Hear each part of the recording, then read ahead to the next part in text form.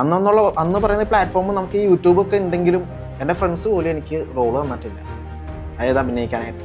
അപ്പോൾ എൻ്റെ അടുത്ത് ചോദിക്കും, എടാ എന്തെങ്കിലും അഭിനയിച്ചിട്ടുണ്ടെങ്കിൽ കാണിക്കുക, അപ്പോൾ നമുക്കത് കുറച്ചുകൂടി ഇതാക്കാം.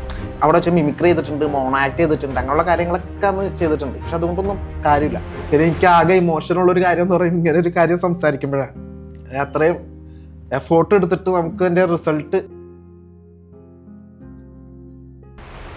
അപ്പോൾ ആ ടൈമിലാണ് ഞാൻ ആ ഒരു കോമിക്സ് പിയർ എന്ന ഒരു പേര് വെച്ചിട്ട് ഞാൻ ഇറക്കിയത്. ശരിക്കും കോമഡി കുന്തം എന്നാണ് മലയാളത്തിൽ പറയുമ്പോൾ അതിൻ്റെ പേര്.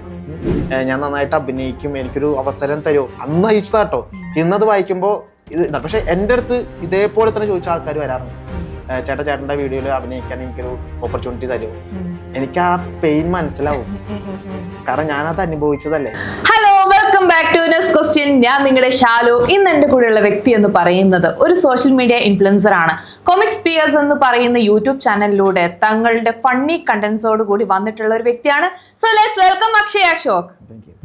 ഞാൻ ഒരു കാര്യം കൂടി പറയാൻ മറന്നുപോയി, ഒരു നടനും കൂടിയാണ് അല്ലേ? അപ്പം എന്തൊക്കെയാണ് അക്ഷയ് പുതിയ പുതിയ വിശേഷങ്ങൾ?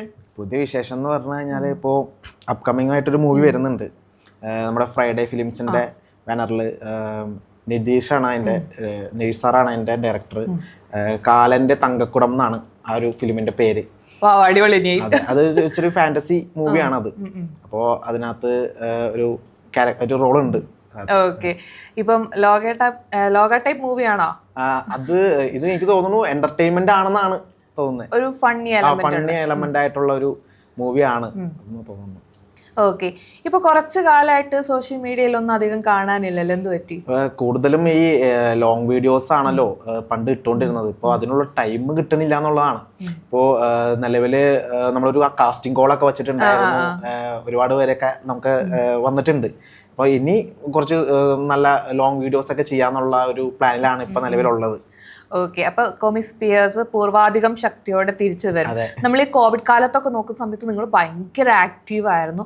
ആൻഡ് വേറൊരാളെയും കൂടി എടുത്തു പറയാറുണ്ട്, വെരി അമ്മാമ എവിടെ പോയി അല്ലെ? എല്ലാരും ചോദിക്കുന്ന കാര്യമാണ്, എവിടെയാണ് അമ്മാമ ഇരിക്കുന്നത്? അമ്മമ്മ പെരുമ്പാവൂരാണ്. അന്ന് ഒരു ദിവസം വീട്ടില് മോർണിംഗ് പുള്ളിക്കാരി എഴുന്നേക്കുന്ന ടൈമില് പിടുത്തം കിട്ടിയില്ല, പെട്ടെന്ന് വീണു കഴിഞ്ഞപ്പോ ഈ ജോയിന്റിന്റെ അവിടെ പൊട്ടിപ്പോയി. അപ്പൊ നമുക്ക് ഹോസ്പിറ്റലിൽ കൊണ്ടുപോയെങ്കിലും ഡോക്ടർ പറഞ്ഞു അത് കിട്ടാൻ ഭയങ്കര പാടാണ്, ഇത്ര ഏജ് ആയില്ലേ. പിന്നെ അത് സ്ക്രൂ ഒക്കെ ചെയ്ത് പുള്ളിക്കാരി ഓക്കെ ആയി. അപ്പൊ അനീത്തി നേഴ്സാണ്. അപ്പോ ഇത് എക്സസൈസ് ഒക്കെ ചെയ്യണം, കാലിങ്ങനെ പൊക്കയും താത്തയും നമ്മൾക്ക് പറ്റൂല. അപ്പൊ നമ്മൾ ചെയ്യണ സമയത്ത് കരഞ്ഞു കഴിഞ്ഞാൽ നമുക്ക് സഹതാപം പറഞ്ഞാൽ നമുക്ക് ചെയ്യാൻ പറ്റില്ല. പക്ഷെ അവളത് ചെയ്യും, അവളത് പഠിച്ചതാണ്. അപ്പൊ അങ്ങനെ പെരുമ്പാവൂര് ആണ് ഇപ്പൊ നിക്കുന്നത്. ഓക്കെ, അപ്പം അക്ഷയുടെ കൂടെ അല്ല നിക്കുന്നത്? എന്റെ കൂടെ അല്ല, പക്ഷെ ഞാൻ എല്ലാം ശനിയാഴ്ച ഞായറാഴ്ച ടൈം കിട്ടുമ്പോഴൊക്കെ അങ്ങോട്ട് പോകും, അവിടെ പോയി വീഡിയോ ചെയ്യും. അല്ലെങ്കിൽ എന്നെ വിളിക്കും, എടാ എന്നെ മറന്ന എന്നെ വീഡിയോയിൽ വിളിക്കാത്ത എന്താന്ന് വെച്ചെങ്കിൽ വിളിച്ചോണ്ടിരിക്കും. ഓക്കെ, അതായത് എപ്പോഴും നോക്കിക്കഴിഞ്ഞാലും അക്ഷയുടെ വീഡിയോ കണ്ടന്റിൽ അമ്മാമ്മയുടെ പ്രസൻസ് ഭയങ്കര ഇതാണ്. ഇപ്പം നമ്മൾ കാണുന്ന സാധാ അമ്മമാരല്ല, ഒരു മോഡേൺ അമ്മാമ്മയാണ്, ഭയങ്കര സ്റ്റൈലിഷ് അമ്മാമ്മയാണ്. അപ്പൊ അങ്ങനെ ഇരിക്കുന്ന അമ്മാമ്മ കൂടെ നിന്നിട്ട് പെട്ടെന്ന് പോയപ്പം മിസ്സിംഗ് ഇല്ലേ? ഓ തീർച്ചയായിട്ടും. അമ്മാമ്മയുടെ ലൈഫ് എന്ന് പറയുന്നത് ചെറുപ്പം മുതലേ ഭയങ്കര സ്ട്രഗ്ലിംഗ് ആണ്. ഇപ്പോൾ ഒരു മാരേജ് കഴിഞ്ഞ് വീട്ടിൽ വന്ന സമയത്താണെങ്കിലും ഈ പാടവും പറമ്പും കൊയ്ത്തും പശുവും ചെയ്യാത്ത പണികളൊന്നുമില്ല, കൃഷിയും അങ്ങനെയായിട്ട് ജീവിക്കണം. ഒരിക്കലും ചിന്തിക്കുന്നേ ഇല്ല ഇങ്ങനെ ഒരു ഇതിലേക്ക് വരുന്നു, ആക്ടിങ്ങിലേക്ക് വരുന്നു. ആദ്യം അഭിനയിക്കുമ്പോൾ ഒന്നും ഇഷ്ടമേ ഉണ്ടായിരുന്നില്ല. പിന്നെ ആൾക്കാരൊക്കെ വന്നിട്ട് അമ്മമ്മയുടെ വീഡിയോ കണ്ടു എന്ന് പറയുമ്പോൾ പുള്ളിക്കാരി ചിന്തിക്കണം, ഇത് ഇത്രയും വലിയൊരു പ്ലാറ്റ്ഫോമിലാണോ ഞാൻ ചെയ്തുകൊണ്ടിരുന്നതെന്നുള്ളത്. പിന്നെ എന്നോട് ചോദിക്കും, എടാ എനിക്കൊരു എന്തിലുണ്ടെങ്കിൽ പറ, ഞാൻ ചെയ്യാമെന്ന്. ശരിക്കും അമ്മാമ്മേനേക്കാളും ബെറ്ററായിട്ട് ഏറ്റവും ഒരു വ്യക്തി എന്ന് പറയുന്നത് എൻ്റെ മുത്തച്ഛനാണ്. അതായത് അമ്മമ്മയുടെ ഹസ്ബൻഡ്. പുള്ളി മരിച്ചുപോയി. പുള്ളി ഉണ്ടായിരുന്നെങ്കിൽ സ്ക്രിപ്റ്റ് എഴുതുമായിരുന്നു, പുള്ളി കവിത എഴുതുമായിരുന്നു, നാടകം എഴുതുമായിരുന്നു. അത് നാടകമൊക്കെ എഴുതി കൊടുത്തിട്ടുണ്ട്. അത് ഭയങ്കര അത്ര നല്ല ഒരു കലാകാരനായിരുന്നു പുള്ളിക്ക്. അന്ന് എനിക്ക് ആ ഒരു പ്ലാറ്റ്ഫോമിൽ ഉണ്ടായിരുന്നു. ഞാൻ ചെറുതായതുകൊണ്ട് പറ്റിയില്ല. എൻ്റെ ചെറുപ്പത്തിലെ തന്നെ ആ പുള്ളി മരിച്ചു. അല്ലായിരുന്നെങ്കിൽ പുള്ളി ആയിരുന്നേനെ ഒരു പക്ഷെ അമ്മാമ്മയുടെ ഈ ഒരു സ്ഥാനത്ത് പ്ലേ ചെയ്തോണ്ടിരിക്കുന്ന ഒരു വ്യക്തി. ഓക്കെ, അപ്പം ഈ ഇതുണ്ടല്ലോ, നമുക്ക് കാരണവന്മാരുടെ അടുത്തുനിന്ന് കിട്ടുന്ന ഒരു സംഭവം ഉണ്ടല്ലോ, ആ ഒരു സംഭവം ആയിരിക്കും എനിക്ക് തോന്നുന്നു ചിലപ്പോൾ അക്ഷയ്ക്ക് കിട്ടിയിട്ടുണ്ടാവുക. ആ ഒരു കണ്ടന്റ് ക്രിയേഷനും ആ ഒരു അല്ലേ, അപ്പൊ ഒരു ആക്ടിങ്ങും കാര്യങ്ങളൊക്കെ കിട്ടിയിട്ടുണ്ടാവും. ഇപ്പം കോമിക്സ് പിയേഴ്സ് എന്ന് പറയുന്ന ആ ഒരു യൂട്യൂബ് ചാനൽ തുടങ്ങാനുണ്ടായ ഒരു സാഹചര്യം എന്താ? ഞാൻ ചെറുപ്പം മുതലേ ഞാൻ പറഞ്ഞല്ലോ, ഈ ഫിലിമിന്റെ ഓഡീഷൻസിനെല്ലാം പോകും, എല്ലാത്തിനും പോകും. എൻ്റെ ചെറുപ്പം മുതലേ പോകുന്നതാണ്. അപ്പോൾ ആ പോയ ടൈമിലൊക്കെ അവരെന്നോട് ചോദിക്കുന്നത് അഭിനയിച്ച എക്സ്പീരിയൻസ് ഉണ്ടോ എന്നുള്ളതാണ്. അവർ നമുക്കൊരു ചാൻസ് തന്നാലല്ലേ നമുക്ക് അഭിനയിച്ച എക്സ്പീരിയൻസ് ഉണ്ടാവുള്ളൂ. അന്ന് പറയുന്ന പ്ലാറ്റ്ഫോം നമുക്ക് ഈ യൂട്യൂബ് ഒക്കെ ഉണ്ടെങ്കിലും എൻ്റെ ഫ്രണ്ട്സ് പോലും എനിക്ക് റോള് തന്നിട്ടില്ല, അതായത് അഭിനയിക്കാനായിട്ട്. അപ്പോൾ എൻ്റെ അടുത്ത് ചോദിക്കും, എടാ എന്തെങ്കിലും അഭിനയിച്ചിട്ടുണ്ടെങ്കിൽ കാണിക്കുക, അപ്പോൾ നമുക്കത് കുറച്ചുകൂടി ഇതാക്കാം. അവിടെ വെച്ച് മിമിക്രി ചെയ്തിട്ടുണ്ട്, മോണോ ആക്ട് ചെയ്തിട്ടുണ്ട്, അങ്ങനെയുള്ള കാര്യങ്ങളൊക്കെ അന്ന് ചെയ്തിട്ടുണ്ട്. പക്ഷെ അതുകൊണ്ടൊന്നും കാര്യമില്ല. അപ്പോൾ ഞാനായിട്ട് സ്വന്തമായിട്ട് വിചാരിച്ചു എന്തുകൊണ്ട് എനിക്ക് സ്വന്തമായിട്ടൊരു പ്ലാറ്റ്ഫോം ക്രിയേറ്റ് ചെയ്തുകൂടാ. ബാക്കി എല്ലാ വഴിയും നോക്കി, ഞാൻ കൂട്ടുകാരന്മാരുടെ അടുത്ത് ചോദിച്ചിട്ടുണ്ട്, എടാ എനിക്കൊരു വേഷം തരുമോ, കിട്ടിയിട്ടില്ല. അത് സ്വന്തമായിട്ടൊരു പ്ലാറ്റ്ഫോം ക്രിയേറ്റ് ചെയ്യാൻ സ്വപ്നത്തിൽ പോലും വിചാരിച്ചില്ല. ഇങ്ങനെ ഒരു ഇത്രയും സബ്സ്ക്രൈബർ വരും, അല്ലെങ്കിൽ അതിനകത്തുനിന്ന് മണി ഇൻകം ഏൺ ചെയ്യാൻ പറ്റുമെന്നൊന്നും ഞാൻ വിചാരിച്ചിട്ടല്ല തുടങ്ങി. എനിക്ക് ഒറ്റൊരു പാഷനേ ഉള്ളൂ, എനിക്ക് ഫിലിമിൽ എങ്ങനെയെങ്കിലും എത്തണം എന്നുള്ള ഒറ്റൊരു പാഷൻ്റെ പുറത്താണ് ഞാൻ ഈ കോമിക്സ് പിയർ എന്നുള്ള യൂട്യൂബ് ചാനൽ തുടങ്ങുന്നത്. അത് ഇനി പിന്നെയും വരട്ടെ എന്ന് പറഞ്ഞു കഴിഞ്ഞാൽ ആൾക്കാർ എന്നെ തെറി പറയുള്ളൂ. ഇപ്പൊ ആ പ്രളയമൊക്കെ വന്ന ടൈമിലൊക്കെയാണ് ഏറ്റവും കൂടുതൽ ആൾക്കാർക്ക് വേറെ പണിയൊന്നുമില്ലല്ലോ, ഇങ്ങനെ നോക്കിക്കൊണ്ടിരിക്കുന്ന ടൈമിൽ അന്ന് എനിക്ക് വേറെ പണിയൊന്നുമില്ല. അപ്പൊ എനിക്ക് എന്ത് കാണുന്നതും കണ്ടന്റാ. ഞാൻ ഇപ്പൊ ടെറസിന്റെ മേളിലാണെങ്കിലും ഇപ്പൊ പുറത്തേക്ക് വെള്ളമാണെങ്കിൽ പോലും അതുപോലും കണ്ടന്റ് ആക്കി എടുത്തുകൊണ്ട് നമ്മൾ എന്റർടൈൻമെന്റ് ആയിട്ടുള്ള വീഡിയോസ് ക്രിയേറ്റ് ചെയ്യായിരുന്നു. അപ്പോൾ ആ ടൈമിലാണ് ഞാൻ ആ ഒരു കോമിക്സ് പിയർ എന്ന ഒരു പേര് വെച്ചിട്ട് ഞാൻ ഇറക്കിയത്. ശരിക്കും കോമഡി കുന്തം എന്നാണ് മലയാളത്തിൽ പറയുമ്പോൾ അതിന്റെ പേര്. അപ്പോൾ അതിന്റെ കൺസെപ്റ്റ് അങ്ങനെ തന്നെ, അതൊരു കോമഡി എലമെന്റ് ആയിട്ടുള്ള ഒരു സ്പിയർ വെച്ച് കുത്തി ഇറക്കുക എന്നുള്ളതാണ് നമ്മൾ ഉദ്ദേശിച്ചതും അങ്ങനെ തന്നെയാണ്. ഓക്കെ, ആ പേരിന് അത്രയും കോമിക്സ് സ്പേസ് എന്ന് പറയുമ്പോൾ ഞാൻ വിചാരിച്ചൊരു കോമൺ ആയിട്ടൊരു നെയിം ഇട്ട, പക്ഷെ അതിന്റെ അർത്ഥം മനസ്സിലാക്കി ഓക്കെ ആളുകളിലോട്ട് ഇൻജക്ട് ചെയ്യുക എന്നുള്ള ഒരു കോൺസെപ്റ്റ് അടിപൊളി. അപ്പം കോവിഡിന്റെ ടൈം ആണെങ്കിലും പ്രളയത്തിന്റെ ടൈം ഒക്കെ ആണെങ്കിലും ഭയങ്കര റീച്ച്. ഞാൻ നോക്കുമ്പോൾ എല്ലാം 6 മില്യൺ 10 മില്യൺ ഒക്കെ, മില്യൺ അല്ലാതെ ഒരു ഇതില്ല. പിന്നെ നോക്കുമ്പം നമുക്ക് എന്താ പറയാ, കോമിക്സ് സ്പേസ് ചെയ്യുന്നില്ല, പതുക്കെ അക്ഷയ് ഇതിൽ പിന്നെ പിൻവലിഞ്ഞു. അതായത് ഒരു ഇത് കണ്ടിന്യൂ ചെയ്തിട്ട് പിന്നെ അതിൽ നിന്ന് ആക്ടിങ് എന്നൊരു ഓപ്പർച്യൂണിറ്റി വരാത്തോണ്ടാണ് അങ്ങനെ പതുക്കെ ഉൾവലിഞ്ഞ്. അല്ല, ഉൾവലിഞ്ഞിട്ടില്ലല്ലോ. ഇപ്പോഴും ഞാൻ ഓരോരുത്തരുടെ വേണമെങ്കിൽ മെസ്സേജ് കാണിച്ചു തരാം. ചില ഓരോരുത്തർക്ക് ഞാൻ ഏതൊരു ഡയറക്ടറിന്റെ പേര് നമുക്ക് കോമൺ ആയിട്ട് പറഞ്ഞാലും അവർക്ക് എൻ്റെ ഒരു മെസ്സേജ് ഉണ്ടാവും. ഞാൻ ഇന്നാളൊരു ദിവസം ഞാൻ മിക്ക ഡയറക്ടേഴ്സിനും അയക്കുമ്പോൾ ഒരു ഡയറക്ടറിൻ്റെ അടുത്ത് പേര് ഞാൻ പറയാനുള്ള ഇത് ഇപ്പം ഞാനിങ്ങനെ 2015 മുതൽ അയച്ച ഇങ്ങനെ കിടക്കാം, സാർ ഹലോ ഹായ് റിപ്ലൈ തരാം സാർ, എനിക്കൊരു കാര്യം പറയാണ്ടായിരുന്നു അന്ന് മുതലേ. അപ്പം ഞാനിങ്ങനെ അയച്ചിട്ട് എനിക്കിങ്ങനെ ഷെയിം ആവാം. കാരണം അയ്യോ ഞാൻ എന്തൊക്കെയാണ് ഞാൻ ഈ അയച്ചേക്കുന്നത്. ഞാൻ വോയിസ് അയച്ചിട്ടുണ്ട്, സാർ എൻ്റെ ഒരു അക്ഷയ് എന്നാണ്, ഞാൻ നന്നായിട്ട് അഭിനയിക്കും, എനിക്കൊരു അവസരം തരുമോ, അന്ന് അയച്ചതാട്ടോ. ഇന്നത് വായിക്കുമ്പോൾ ഇത് പക്ഷെ എൻ്റെ അടുത്ത് ഇതേപോലെ തന്നെ ചോദിച്ച ആൾക്കാർ വരാറുണ്ട്, ചേട്ടൻ്റെ വീഡിയോയിൽ അഭിനയിക്കാൻ എനിക്കൊരു ഓപ്പർച്യൂണിറ്റി തരുമോ. എനിക്ക് ആ പെയിൻ മനസ്സിലാവും, കാരണം ഞാനത് അനുഭവിച്ചതല്ലേ. ഞാനപ്പോൾ അവരോട് പറയും തരാൻ പറ്റില്ല എന്ന് ഒരിക്കലും പറയൂല. ഞാൻ പറയും എടാ റോള് വരുമ്പോൾ ഞാൻ തരാട്ടോ, വിളിക്കും, ഞാൻ ഓർത്തിരുന്ന് വിളിക്കും. ഞാൻ മെസ്സേജ് ആർക്ക് റിപ്ലൈ കൊടുത്തില്ല, ഞാൻ ഇങ്ങനെ സ്ക്രോൾ ചെയ്ത് നോക്കും. അതായത് അവന് അഭിനയിക്കാനായിട്ട് ചോദിച്ചതാണ്, എനിക്ക് അവർ വരുമ്പോൾ ഞാൻ വിളിക്കുകയും ചെയ്യും. ഞാനിപ്പോൾ ഞാൻ കാസ്റ്റിംഗ് കോൾ ഇട്ട് എനിക്ക് എല്ലാവരും എടുത്താൽ കൊള്ളാമെന്നുണ്ട്. അതായത് ആ ക്യാരക്ടർ വരുമ്പോൾ എല്ലാവരും ഞാൻ വിളിക്കും. അവർക്ക് അഭിനയിക്കാൻ കഴിവിൽ എല്ലാ മനുഷ്യരും അഭിനയിക്കും എന്നുള്ളതാണ് സത്യം. അതായത് ഇപ്പൊ എനിക്ക് അഭിനയിക്കാൻ അറിയാൻ പാടില്ല, ചിലപ്പോൾ അവർ നന്നായിട്ട് ചിരിക്കുമായിരിക്കും, ആ ചിരി മതി. ചിലപ്പോൾ നമുക്ക് ആ ഫ്രെയിമിൽ ആ ചിരി ബ്യൂട്ടിയാണ്. ഞാൻ അങ്ങനെ തിങ്ക് ചെയ്യുന്ന ഒരു ഇതാണ്. അപ്പോൾ എൻ്റെ വീഡിയോയിൽ അമ്മാമനെ കണ്ടിട്ടില്ല, അമ്മാമ അഭിനയം എന്താന്ന് പോലും അമ്മമ്മക്ക് അറിഞ്ഞൂടാ. അമ്മമ്മയുടെ അടുത്ത് ഞാൻ ഫസ്റ്റ് ഫ്രെയിം വെച്ചിട്ട് അമ്മമ്മ ഇത് ഇന്നതാണ് സംഭവം, അമ്മമ്മയുടെ ഇഷ്ടത്തിന് പറഞ്ഞു. ആ പറയുന്ന ഡയലോഗിൽ എന്തെങ്കിലും ചേഞ്ച് ഉണ്ടെങ്കിൽ മാത്രമേ റീടേക്ക് പോകുള്ളൂ, അല്ലെങ്കിൽ അമ്മമ്മയുടെ ശൈലിയിൽ പറയും. അമ്മമ്മ ആ നാട്ടിൻപുറത്തെ ആൾക്കാരോട് സംസാരിക്കുക, എന്താ പറയടാ, ആ ഒരു രീതിയിൽ അമ്മമ്മ സംസാരിക്കും. അപ്പം ഓരോ വ്യക്തിയുടെ ഉള്ളിലും ഒരു കഴിവുണ്ട്. ആ ഒരു കഴിവ് ചിലപ്പം അഭിനയ മികവിലൂടെ പറയണമെന്നില്ല, ഓരോരുത്തരുടെ ഗസ്റ്ററും അഭിനയമാണെന്ന്. അത് വല്ലാത്തൊരു കണ്ടുപിടുത്താട്ടോ. ഒരു ഡയറക്ടർ ആവാനുള്ളൊരു കഴിവുണ്ടെന്ന് നമുക്ക് ഫീൽ ചെയ്യുന്നുണ്ട്, തീർച്ചയായിട്ടും എനിക്ക് ഫീൽ ചെയ്യുന്നുണ്ട്.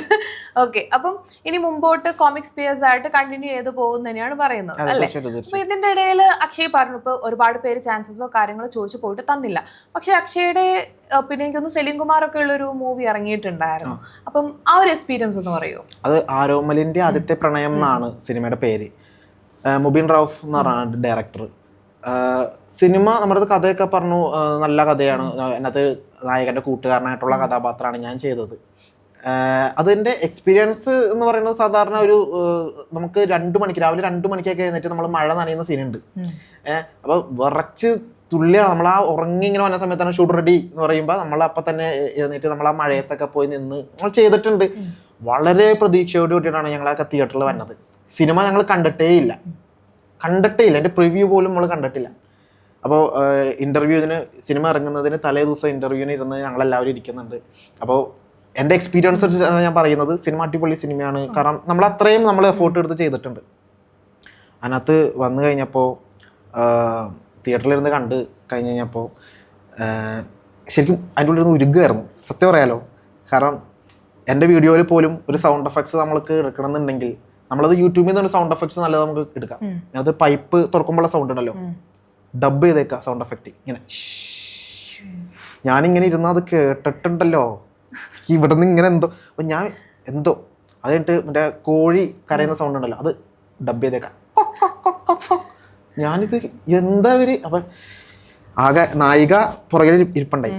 മറ്റേ വിഷ്ണു ഉണ്ണികൃഷ്ണൻ, ബിബിൻ ജോർജ് ഒക്കെ സിനിമ കാണാൻ. ഇപ്പോൾ ഇവള് അവരുടെ ഒപ്പം പുറകിലിരിക്കുക, ഞാൻ മുമ്പിലിരിക്കുക. ഞാനിങ്ങനെ ഇരുന്ന് എനിക്ക് എന്താ ചെയ്യേണ്ടതെന്ന് അറിയില്ല. ഞങ്ങൾ ടവേരലിൻ്റെ കാറിൽ എല്ലാവരും തിയേറ്ററിലേക്ക് വരുമ്പോൾ ഭയങ്കര പാട്ടൊക്കെ പാടിയിട്ടാണ് വന്നത്. മറ്റേ തങ്കടക്ക ജില്ലൻ ജില്ല എന്നൊക്കെ ഭയങ്കര ഇതാണ്. ഈ സിനിമയൊക്കെ കഴിഞ്ഞ് തിരിച്ചു പോകുന്ന സമയത്ത് മറ്റേ ഒടുവിലെ യാത്ര ആ രീതിയിലാണ് വണ്ടി പോണേ. എൻ്റെ കൂട്ടുകാരന്മാരെല്ലാം വണ്ടിയിലുണ്ട്, ഞാൻ ഇങ്ങനെ ഇരിക്കുന്നുണ്ട്. അപ്പോൾ എനിക്കിങ്ങനെ ഇരിക്കുമ്പോൾ ഈ സൈഡിൽ കൂടെ കാണുമാരെ എന്നെ നോക്കണത്. അപ്പോൾ ഞാനിങ്ങനെ നോക്കുമ്പോൾ ഇങ്ങനെ നോക്കുമ്പോൾ ഇവന്മാർ എന്നെ നോക്കിയിട്ട് പെട്ടെന്ന് പുറത്തേക്ക് വയ്ക്കും. അത് കഴിഞ്ഞിട്ട് ഞാൻ ഒന്നും മിണ്ടിയിട്ടില്ല. അപ്പം ഇവന്മാരെ അപ്പോൾ പറയണ ഒരുത്തം പറയേണ്ട അവിടെ നിന്നിട്ട് പ്രണവം എന്ന് പറഞ്ഞാൽ നീ അച്ചോടൻ്റെ അടുത്ത് സംസാരിക്കേ പറ, ഞാൻ എന്ത് പറയാനാ മിണ്ടാണ്ടിരി. അത്രയും സങ്കടമായിപ്പോയി. അതായത് സാധാരണ ഒരു സിനിമ കണ്ടിറങ്ങി നമ്മൾ തിയേറ്ററിൽ നിന്ന് പുറത്തേക്ക് വരുമ്പോൾ മീഡിയാസ് നിൽക്കുകയാണേ, പിറ്റേ ദിവസം വച്ചലക്കേക്കാ. അതായത് അത്രയും എക്സ്പീരിയൻസിനെ പറ്റിയിട്ട് മീഡിയാസൊക്കെ എന്ത് പറയും മീഡിയാസിനോട്. ഞാൻ വന്ന് തിയേറ്ററിൽ നിന്ന് ആദ്യം പുറത്തേക്ക് ഇറങ്ങി എങ്ങനെയും പോകാമെന്ന് വിചാരിച്ച് പുറത്തേക്ക് മീഡിയാസ് അപ്പം അകത്തേക്ക് ഇരിപ്പി. ഞാൻ നായികയും എല്ലാവരും ഫ്രണ്ട്സൊക്കെ അതിങ്ങനെ നിൽക്കാം, എന്ത് ചെയ്യുമെന്ന് ഓർത്തിട്ട്. അങ്ങനെ ഒരു എക്സ്പീരിയൻസ് വേറെ ആരും അനുഭവിച്ചിട്ടുണ്ടാവില്ല. കാരണം ഡയലോഗ് പറഞ്ഞ് 5 മിനിറ്റ് കഴിഞ്ഞിട്ടാണ് 2 മിനിറ്റ് കഴിഞ്ഞിട്ടാണ് ഡയലോഗ് കേൾക്കണത്. ലിപ്സിങ്ക് വേറെ, ഡയലോഗ് വേറെ. ഇപ്പം ഞാൻ ഷാലുവിനോട് സംസാരിക്കല്ലേ, ആ സംസാരിച്ച് കഴിഞ്ഞിട്ട് ഡയലോഗ് കേൾക്കണം. അത് ഷാലു പറയുമ്പോഴാണ് എൻ്റെ ഡയലോഗ് കേൾക്കണത്. അപ്പം ചുണ്ട് മാത്രം ഇങ്ങനെ ചനം വരും. അങ്ങനത്തെ ഒരു ഇത്. ഇപ്പം ഞാൻ ചോദിച്ചത് എന്താ സംഭവം എന്ന് ചോദിച്ചപ്പോൾ അത് നമ്മൾ തിയേറ്ററിൽ ഇട്ടുകഴിഞ്ഞപ്പോൾ എന്തോ തിയേറ്ററിൻ്റെ മിസ്റ്റേക്കാന്ന് പറഞ്ഞു. എവിടെ തിയേറ്ററിൻ്റെ മിസ്റ്റേക്ക്? പിന്നെ ആ ഒരു സിനിമ കാണാനുള്ളൊരു ഞാൻ ഒറ്റ പ്രാവശ്യം കണ്ടിട്ടുള്ളൂ ആ സിനിമ. അന്നത്തോടെ അത് നായിക പുറകിലിരുന്ന നായിക ഹാഫ് ടൈം ആയപ്പോൾ എൻ്റെ അടുത്ത് വന്നിരുന്നു.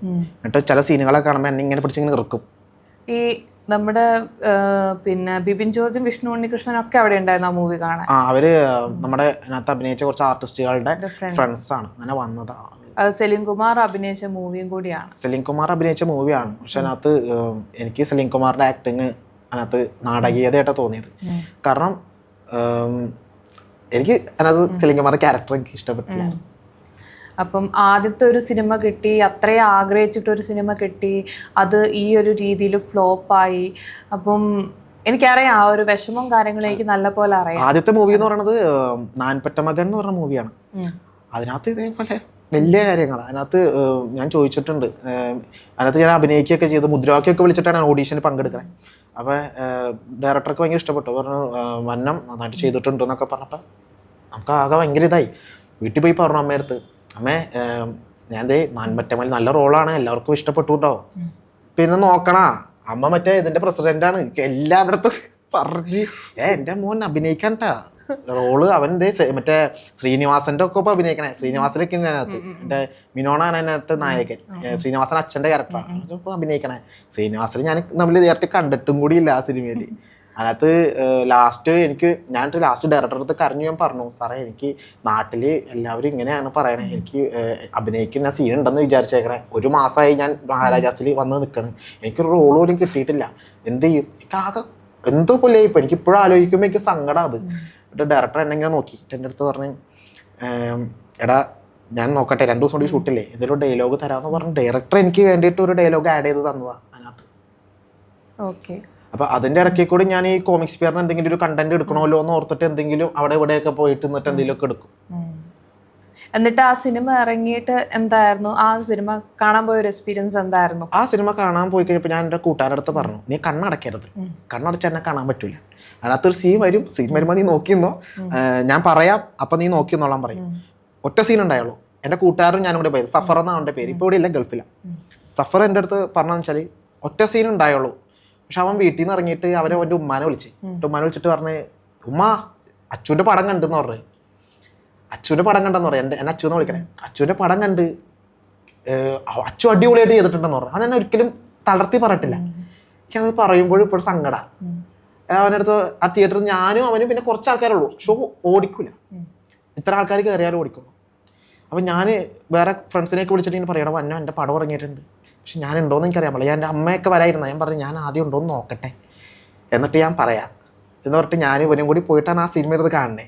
പക്ഷെ അതിനകത്ത് എൻ്റെ ഒരു ഡയലോഗ് ഉണ്ടായിരുന്നു, നമുക്കൊരു ഫ്ലെക്സ് വെച്ചാലോ എന്ന് പറയണേ. അത് കണ്ട് എനിക്ക് ഭയങ്കര സന്തോഷമായി.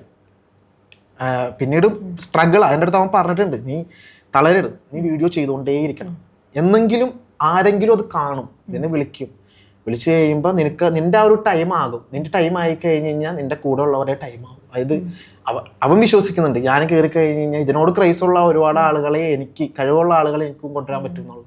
ഓക്കെ, ഇത് പറയുമ്പോഴും അക്ഷയ് മാക്സിമം കരച്ചിൽ പിടിച്ചു വെച്ച് കരയാണ്ടിരിക്കാൻ വേണ്ടി നോക്കുക, കണ്ണൊക്കെ നിറഞ്ഞു. അത് എനിക്കും സത്യം പറഞ്ഞാൽ എനിക്ക് ഭയങ്കര വിഷമമായി. കാരണം അക്ഷയനെ എപ്പോഴും ചിരിച്ച ആ ഒരു കോമിക് സ്പേസിലൂടെ നമ്മൾ കാണുമ്പോൾ ഇങ്ങനെ ഒരു ആളാണ് ഈ ഇപ്പം നമ്മൾ രണ്ടുപേരും ഒരു കരയുന്ന ഒരവസ്ഥയാണ്. കാരണം അത്രയും ചിരിച്ച് അത്രയും കൂളായിട്ട് മറ്റുള്ളവരെ ചിരിപ്പിക്കുന്ന ആളുകൾ എപ്പോഴും കരയുമെന്ന് പറയുന്നത് വളരെ ശരിയായിട്ടുള്ള കാര്യം. ഞാൻ കരയലില്ല. പിന്നെ എനിക്ക് ആകെ ഇമോഷനുള്ളൊരു കാര്യം എന്ന് പറയുന്നത് ഇങ്ങനെ ഒരു കാര്യം സംസാരിക്കുമ്പോഴാണ്. അത്രയും എഫോർട്ട് എടുത്തിട്ട് നമുക്ക് അതിൻ്റെ റിസൾട്ട് കിട്ടും. അത് എന്നെക്കാളും ഒരുപാട് എന്തോരോ എഫോർട്ട് എടുത്തിട്ട് എന്തോരോ ആൾക്കാരുണ്ട്. അവരൊരു സക്സസ് ആവുന്ന ഒരു ടൈം ഉണ്ടല്ലോ, ആരും അങ്ങനെ തന്നെ വിചാരിക്കണുള്ളൂ, എന്തെങ്കിലും സക്സസ് ആവും. സക്സസ് ആവും, ഉറപ്പായിട്ടും സക്സസ് ആവും. കാരണം നമ്മൾ പിന്നെ ഒരു കാര്യം നമ്മൾ ആത്മാർത്ഥമായിട്ട് വിചാരിച്ചു കഴിഞ്ഞാൽ നമ്മളവിടെ എത്തുന്നുള്ളത് 100-110% ഉറപ്പാണ്. നാളെ ഇപ്പം നമ്മളൊരു മൂവി കണ്ടിട്ടുണ്ട്, മമ്മൂക്കയുടെ മൂവി ബെസ്റ്റ് ആക്ടർ എന്ന് പറയുന്നത്. നാളെ നിങ്ങളൊരു നല്ല നടനാവും എന്ന് പറഞ്ഞ് ലാസ്റ്റ് പുള്ളി ഒരു നല്ല നടനായി. കാരണം അതിനുവേണ്ടി പുള്ളി ഫസ്റ്റ് തൊട്ട് ലാസ്റ്റ് വരെ പ്രയത്നിക്കുന്ന ഒരു പ്രയത്നമുണ്ട്. അതൊക്കെ ചിലപ്പോൾ ഒരു സിനിമയായിരിക്കും, പക്ഷെ ആ ഒരു സിനിമ തരുന്നൊരു മെസ്സേജ് ഉണ്ട്. എനിക്ക് ഉറപ്പാണ് അക്ഷയ് ഇനിയും മുമ്പോട്ട് പോയി കഴിഞ്ഞാൽ തീർച്ചയായിട്ടും നാളെ നമ്മൾ അക്ഷയിനെ ബിഗ് സ്ക്രീനിൽ കാണും എന്നുള്ളത് തീർച്ചയായിട്ടും എനിക്ക് ഉറപ്പാണ്. അപ്പം കരയരുത്, പിന്നെ നല്ല ധൈര്യത്തോടെ പിടിച്ച് നിൽക്കുക. ഇപ്പൊ ഈ ഇങ്ങനെ കരയുന്നത് കണ്ടു കഴിഞ്ഞാൽ അമ്മാമ്മയ്ക്ക് ആണെങ്കിലും വീട്ടിലെല്ലാവർക്കാണെങ്കിലും വിഷമാവും. കാരണം അപ്പൊ നമ്മള് സ്ട്രോങ് ആയിട്ട് മുമ്പോട്ട് പോവുക. നാളെ അക്ഷയ് എന്ന് പറയുന്ന വ്യക്തി എല്ലാവർക്കും ഒരു പ്രചോദനമാണോ അല്ലേ? അപ്പം നമ്മൾ ലാസ്റ്റ് പ്രേക്ഷകരോട് എന്താണ് അക്ഷയ്ക്ക് പറയാനുള്ളത്? ഇപ്പോൾ പറഞ്ഞ പോലെ നമ്മുടെ ലൈഫിൽ ഒരുപാട് കാര്യങ്ങൾ ഇതേപോലെ ഒന്നും ചിലപ്പോൾ ചെയ്യുന്ന കാര്യങ്ങളൊന്നും ചിലപ്പോൾ ശരിയാവണം എന്നില്ല. നമ്മൾ ചെയ്യുന്ന കാര്യങ്ങളായാലും നമ്മുടെ ഡെഡിക്കേഷൻ ആയാലും ചിലപ്പോൾ നമ്മൾ തന്നെ വിചാരിക്കും ഞാൻ ചെയ്യുന്ന ആരെങ്കിലും കാണുന്നുണ്ടോ, അല്ലെങ്കിൽ ഞാൻ ചെയ്യുന്ന ആരെങ്കിലും അറിയുന്നുണ്ടോ. ഇപ്പം ഞാൻ തന്നെ ജീവിതത്തിൽ ഒരുപാട് കാര്യങ്ങൾ ചെയ്തിട്ടുണ്ട്, തോറ്റ് ഇപ്പോഴും തോറ്റുകൊണ്ടേയിരിക്കുക. പക്ഷെ ലൈഫിൽ എന്തെങ്കിലും ഒരു സക്സസ് ഉണ്ടാകും എന്നുള്ള ഒരു തോട്ട് മാത്രമാണ് എന്നെക്കൊണ്ട് എന്തെങ്കിലും ഇപ്പോൾ ചെയ്യിപ്പിച്ചുകൊണ്ടിരിക്കുന്നത്. അതുകൊണ്ട് ഒരിക്കലും നമ്മുടെ എഫോർട്ട് ഇവിടെ നിർത്തരുത്, അവസാനിപ്പിക്കരുത്, തുടർന്നുകൊണ്ടേയിരിക്കുക. തോറ്റ് കഴിഞ്ഞാൽ ഇനിയും തോക്കും, അതൊക്കെ നമുക്ക് കിട്ടുന്ന വലിയൊരു റിസൾട്ട് മാത്രമാണ് എന്ന് ചിന്തിച്ചുകൊണ്ട് ലൈഫിൽ മുമ്പോട്ട് പോകാമെന്ന് മാത്രമാണ് എനിക്ക് പറയാനുള്ളത്. ഓക്കെ, അപ്പോൾ ഇത്രയും നേരം ഞങ്ങളുടെ കൂടെ ടൈം സ്പെൻഡ് ചെയ്തതിന്, എന്നെ ഇമോഷണൽ ആക്കി കളഞ്ഞു, ടൈം സ്പെൻഡ് ചെയ്തതിന് ഒത്തിരി നന്ദി. Thank you.